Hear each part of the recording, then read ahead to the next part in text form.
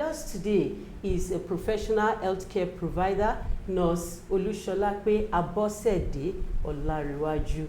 Not only is she a dedicated nurse, she is also an innovator that uses music, songs, humor, and language to make health education memorable.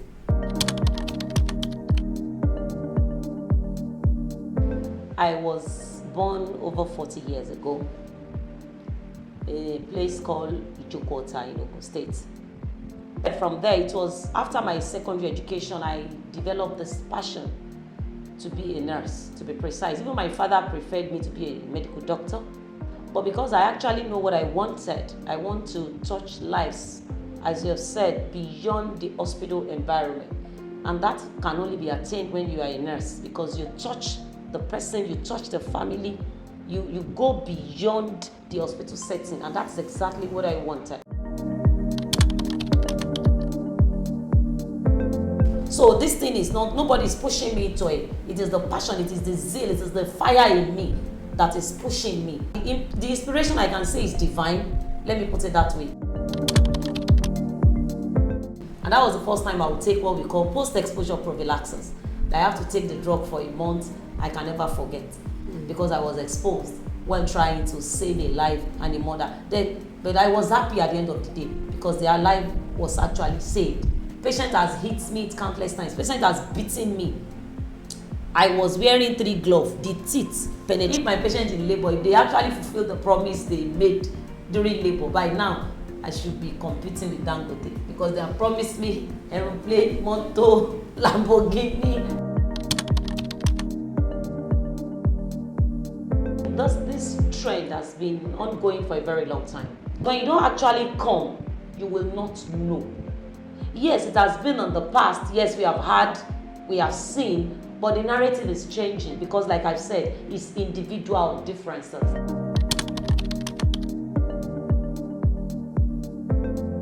That atmosphere will make them come.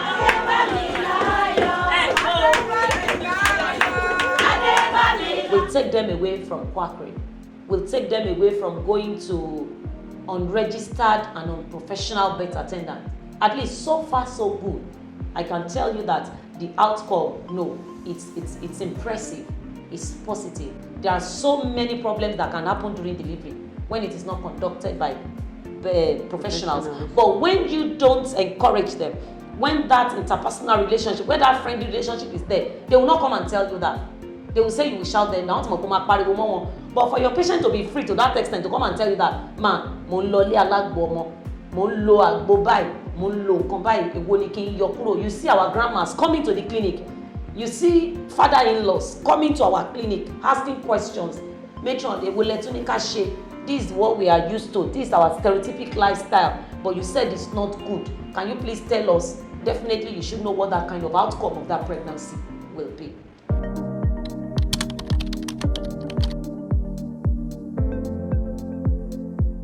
I normally encourage that we should embrace the positive side of technology and medicine.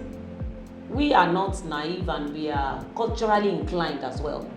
I'm a Yoruba, a proud one, but we are just trying to reach a consensus between medicine and traditional beliefs. For instance, the sensitive aspect you spoke about. These are things that has affected our forefathers, our mothers in the past that they don't talk about. I sacred, they don't say this in the public, and they are dying in silence.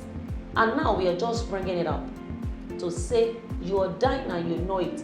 You will not believe it. My inbox is always filled with men coming out and say, Nurse Olusolape, thank you for saving us. When I started with this, don't take about concussions. When you were growing up, didn't they? So many things like that. But there is one thing about me, go and check. I have never spoken rudely to anybody. Even if you like, abuse the hell out of me from A to Z, I will only say thank you. I don't know what you can say.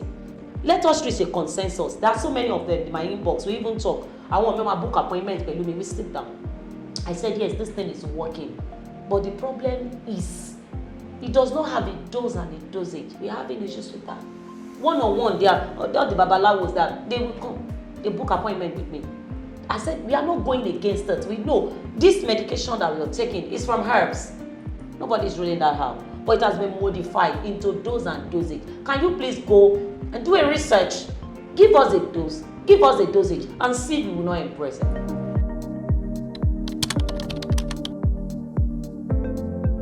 Plan when you want to get pregnant. You don't just get pregnant. So now let's assume you're pregnant and you're positive. You need to book on time.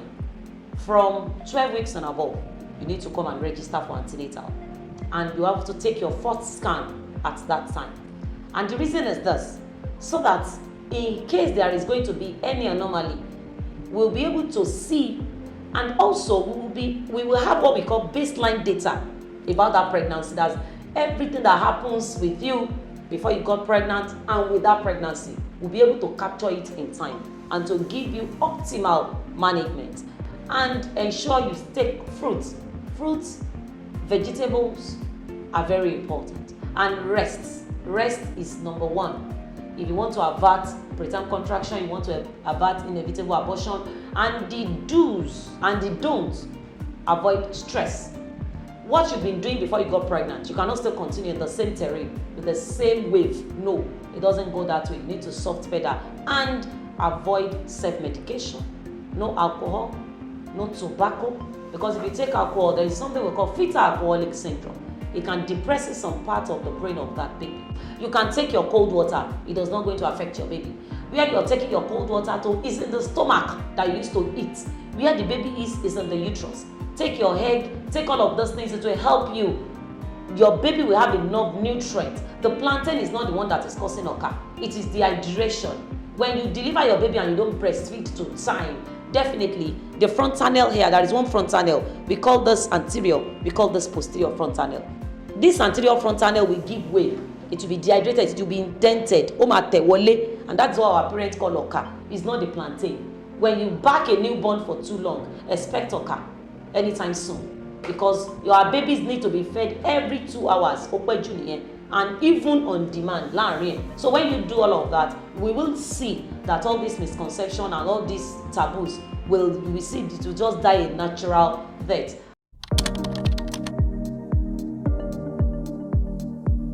My parents have said that, and my children. Yes, because what you want others to be, you don't say it. You talk less and you act more. That is my life. And that's what I'm doing. I'm just living my life as an example for my children. Let me just put it that way. I just want to have a platform whereby many pregnant mothers, expectant mothers can hear me at once. That was the brain behind me coming to social media. Presently, as I'm speaking with you, I'm battling with back pain. I'm attending physiotherapy because of this work I've chosen. It's stressful. Financial stress, because at times I even go out of my way to bring out of the little that I don't even have to even support my patient, because I have so many patients that have financial constraints. The first reaction I got was from my patient, from that I'm exposing them, but even some of my patients will say, "Ma, we are not shy. Let them know. I even want my husband to see that I'm in the clinic." As you can see today, you see all of them recording themselves. They will say, "Matron, come." They were even the zeal, these pregnant mothers. They were the zeal that keeps me going. Well, not all of us will japa. Because if all of us should go, who will remain? If I go, who will attend to all these ones? For all healthcare providers, there must be training and retraining. And second one is women empowerment. You will see that 100% of what they do is from the husband. They don't actually have a power of their own to actually even access healthcare service. With the health education, using her style, she makes them understand that at every stage, this is what you expect. Other things come up. Sexual intercourse during pregnancy, which some women will say, no, it's not, it's forbidden. It may be in some special cases, but she will be able to educate them. The ones that should, the one that should not. If you're going to do it, how, when, and the precautions. She comes here. The new innovation she started with all pregnant women, in fact, it has gone viral, and it's really helping antenatal clinic as a whole and general state hospital as a whole. The way she talks, the way she gives them health talk, she encourages them. Even at times, she will invite their husband to come and see what we are doing here. It has been a very good experience for me coming to this hospital for the first time. Their lecture is always educative. I really like the way they teach us.